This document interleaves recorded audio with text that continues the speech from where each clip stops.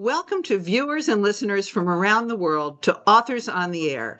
This is the storyteller's version, and I am Grace Sammon, your guest host, sitting in for the amazing Pam Stack, who will be back at the Authors on the Air microphone soon. Today, I am absolutely thrilled to be able to welcome New York Times best-selling children's author Dan Gutman to the Authors on the Air microphone.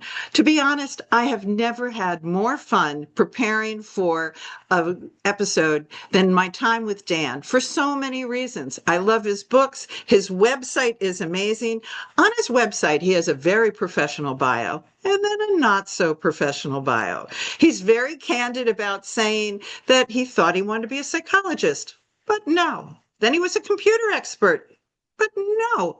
And then he was a highly rejected author until decades later and gazillion of book awards later, he is now a New York Times best-selling author, just having launched his 200th book. And recently he's been inducted into the MLB Hall of Pretty Good. Dan, welcome to the Storyteller's Microphone. Thanks, Grace. I'll bet you say that to everybody. Truly, this was the most fun. I think we have so much to talk about. I encourage everybody right away to go to your website, which is dangutman.com, right? Yeah. And just to learn more about you. But let's start out. Why children's books?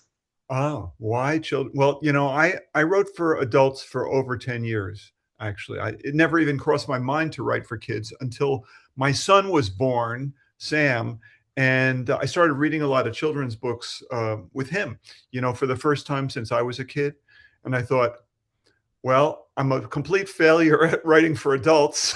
That's not working out. Let's try writing for kids. And as soon as I started writing for kids, I felt this is what I'm good at. This is what I should have been doing all along. So I switched to writing for kids, and I've been doing it ever since. And it's probably easy because I do have the brain of an 8-year-old boy. So. Well, I was going to ask, one of my questions was going to be, how do you stay connected, but actually you're just locked in being an 8-year-old? It's not an effort. I mean, it would be more of an effort for me to write for a sophisticated adult literate audience than it is to write for like second and third graders. It just comes naturally to me, really. Like I said, I loved all of your books. I totally fangirled. We had the opportunity to meet several months ago at the Southwest Florida Reading Fest. And when I showed my grandchildren the long list of authors I was going to be privileged to meet, they jumped up and down at the opportunity that I was going to meet you. But I didn't understand until I started reading. So tell me about this book, which just launched, and I sure. absolutely adored. Oh, thank you. Thanks. I think that's the best thing I've ever written, honestly. And it's funny because I had this idea. I had two thoughts knocking around in my head for years. One of them was that in 1911, many people know that the Mona Lisa was stolen from the Louvre Museum in Paris and was missing for 2 years. Okay, many people know that. Very few people seem to know that the prime suspect of the theft was Pablo Picasso, probably the most famous artist in history. And I had these two thoughts in my head, and I was thinking, like, there's a great story in here somewhere, but I don't know what it is. And I would ask my friends, we'd be out, and I'd say, like, how can I turn this into a story? Nobody had a good answer. And I thought, maybe I should just write it as a nonfiction story, exactly what happened. But then somebody else did that. Some other author wrote like the day the Mona Lisa vanished or something like that. So I said, there's got to be a way to turn this into a story. And then it hit me, okay? Every so often you read in the paper about somebody who, like there's some guy in Pennsylvania who bought a painting at a flea market, and it turned out to have a copy of the Declaration of Independence on the back of it, and it was worth millions of dollars. And I thought, what if? And all the great ideas, by the way, come out of what if, What if, while Picasso was, and they really brought him in for questioning in Paris in 11. What if, while Picasso was waiting to be questioned, what if he just did a little doodle on his sketch pad, which he carried with him at all times? What if he made a doodle? And what if over the next 100+ years, that doodle found its way from the garbage can that Picasso threw it in, to the janitor who took that out of the garbage can, to the United States, where it ends up in a flea market where some kid buys a poster for $10 and when he comes home and takes the frame off, the Picasso drawing slips out.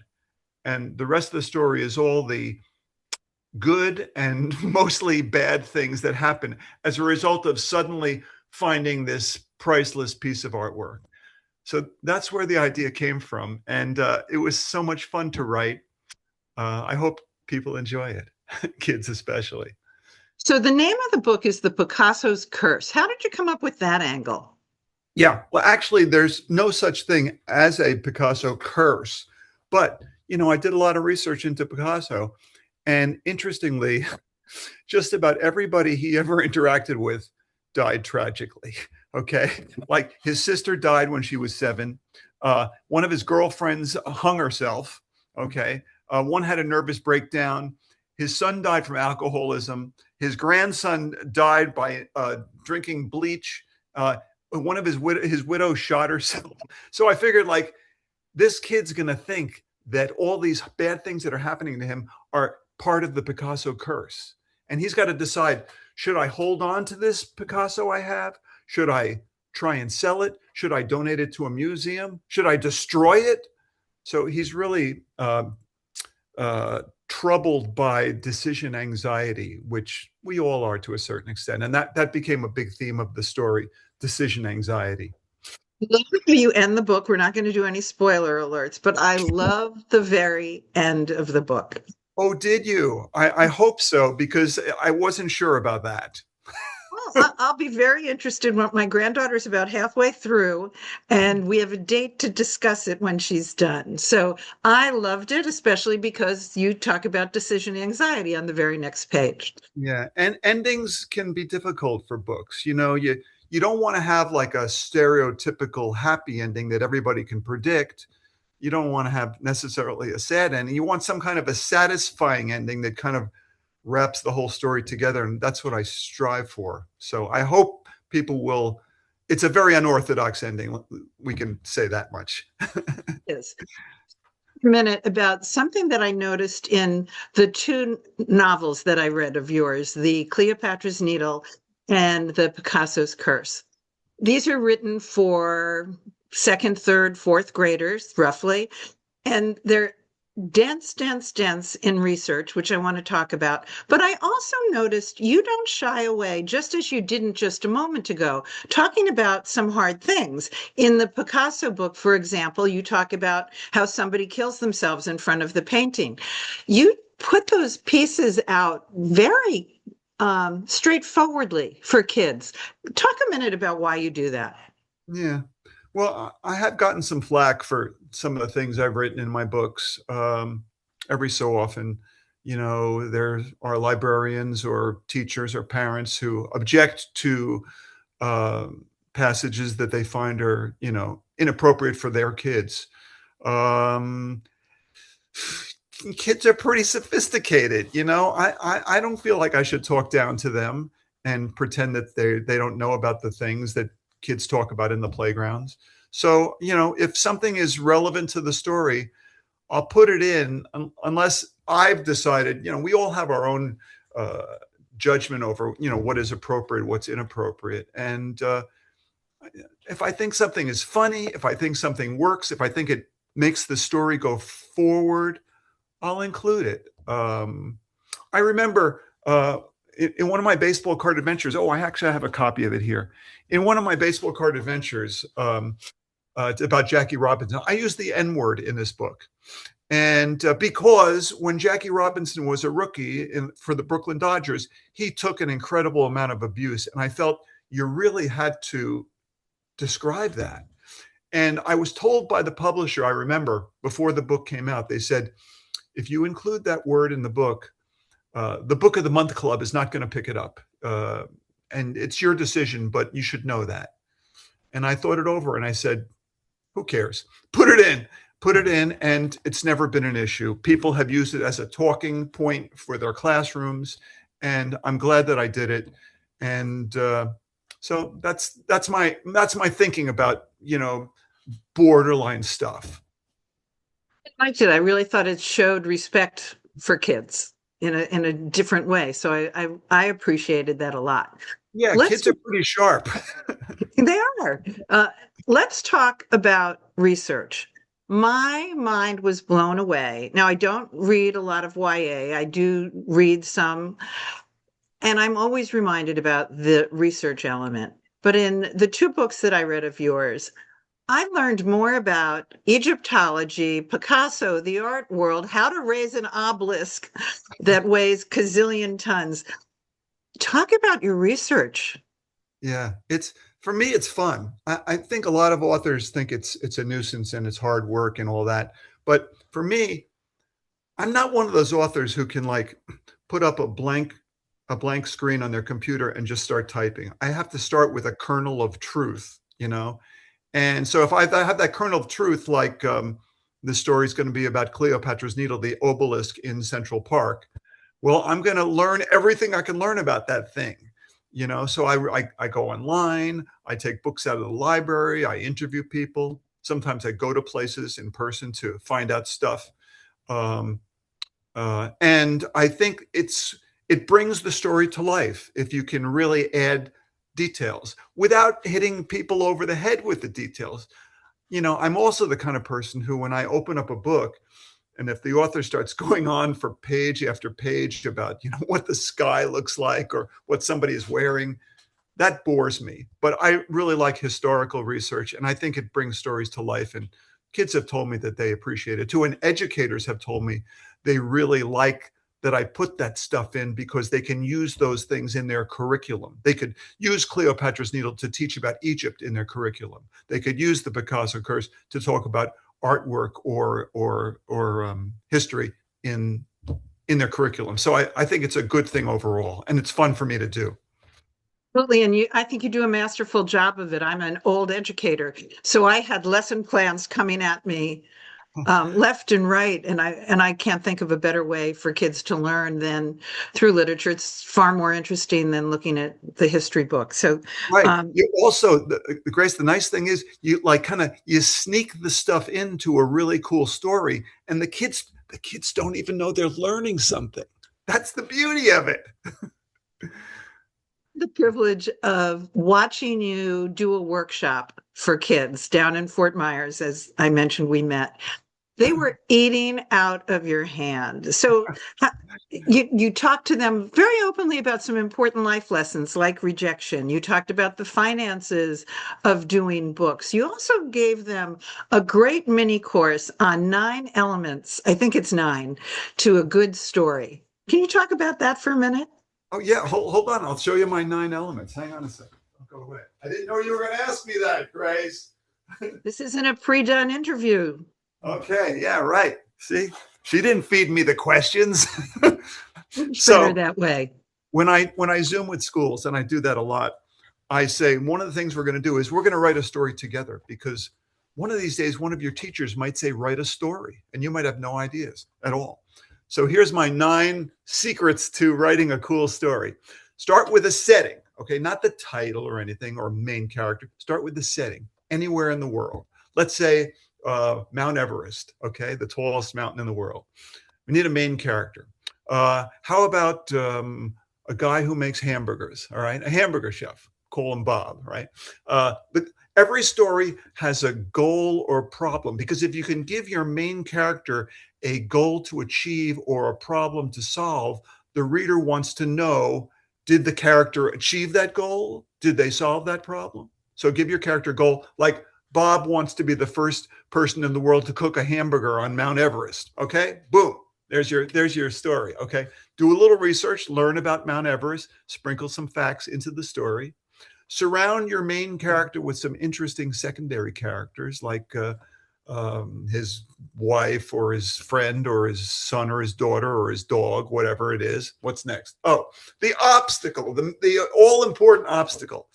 Your main character wants to achieve a goal, but someone or something is preventing them from achieving that goal.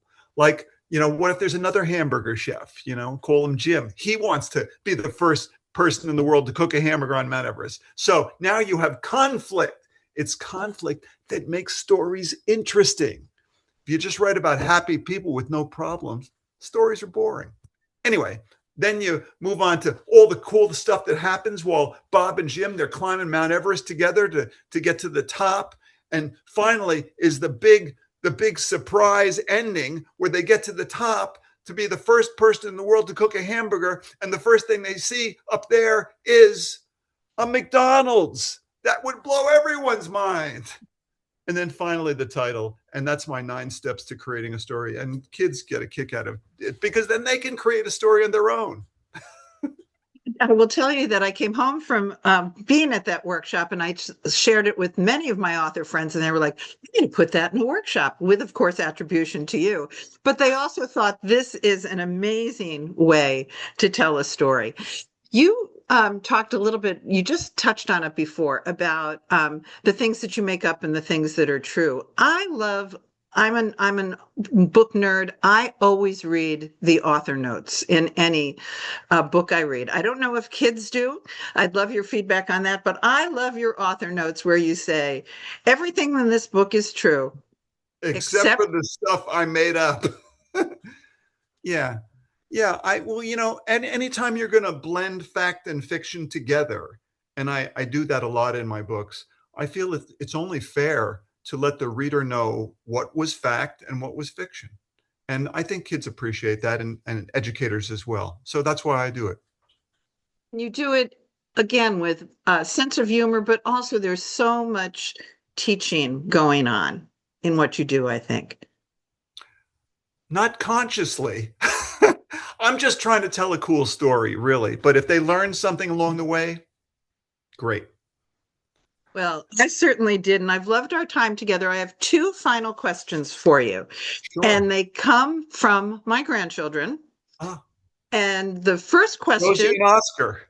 Yes, thank you for remembering it. They'll be thrilled. Don't be impressed. I wrote it down. I'll tell them.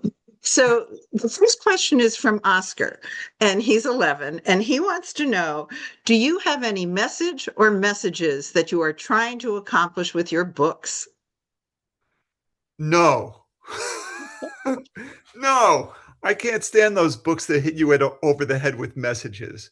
I prefer, all I want is to create a story that is so captivating that you might open up one of my books and like an hour later look up and think, wow, that didn't even feel like I was reading.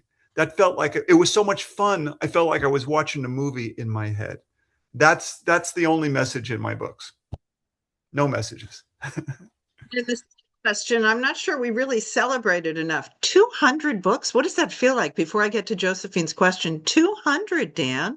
I've been at it a long time. Maybe I've been doing this too long. My first book came out way back in prehistoric times, back in 1985.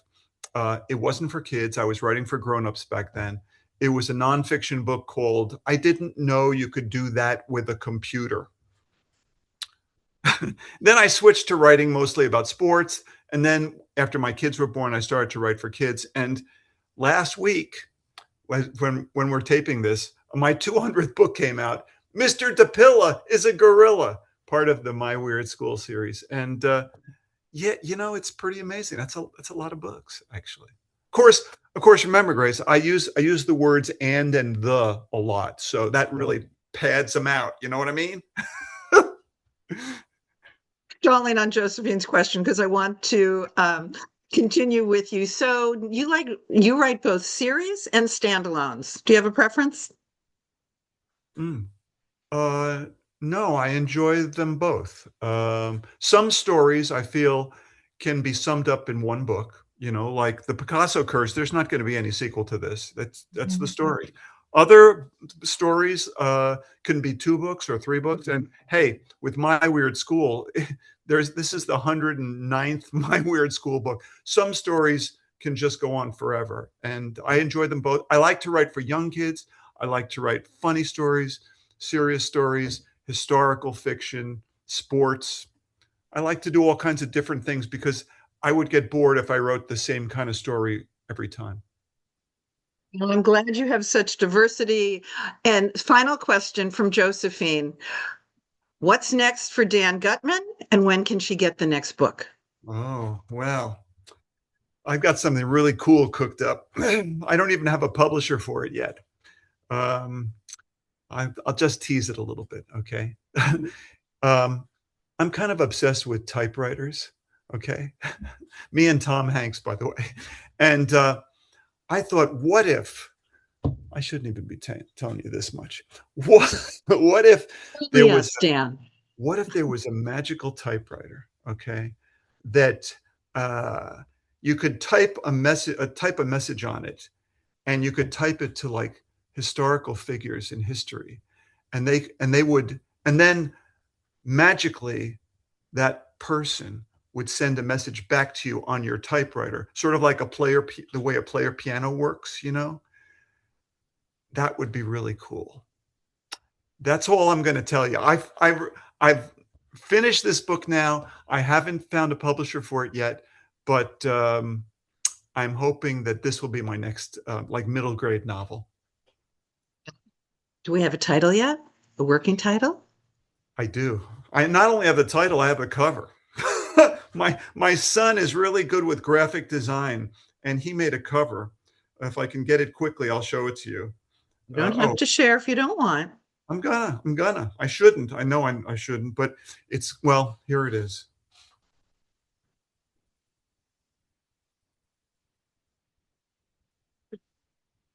Love it. The Time Writer. Can you read Awesome. the keys? Not well. Oh, Read it me the says, keys. is it possible to text through time? Oh, I love it. Okay, well, I'm going to let Josephine know. Dan Gutman, thank you. Tell everybody again where they can find you on the web. Oh, thanks, Grace. You can find me at my website, which is www.dangutman.com. And I also post stuff every day on Facebook, Instagram, and Blue Sky. Dan Gutman, thank you for being here. Everybody who's watching Authors on the Air, thanks for being with us. Thanks, Grace. Bye-bye.